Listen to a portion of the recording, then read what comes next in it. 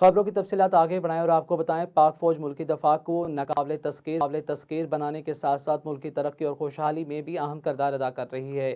تفصیلات کے مطابق فوج اور متعلقہ حکومتی اداروں نے ملک میں جنگلات، آبپاشی، نصابی اور غیر نصابی سرگرمیوں، خواتین کی خود مختاری، فلاح و بہبود اور دیگر ترقیاتی کاموں میں بھرپور کردار ادا کیا ہے۔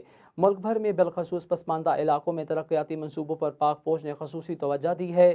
ضلع خیبر میں پاک آرمی اور ایف سی نے محکمہ جنگلات کے تعاون سے ہر سال کی طرح روز سال بھی شجاعت مہم کا بھرپور انداز میں جاری رکھا ہوا ہے۔ جنوبی وزیرستان اور فرنٹیئر کو ریجن میں چلغوزے کے جنگلات تقریباً 9,05,647 ایکڑ رقبے پر محیط ہیں۔ ڈی سی جنوبی وزیرستان نے بتایا کہ مقامی لوگوں کو چلغوزے کے جنگلات سے سالانہ 14 ارب تک کی آمدن ہوتی ہے۔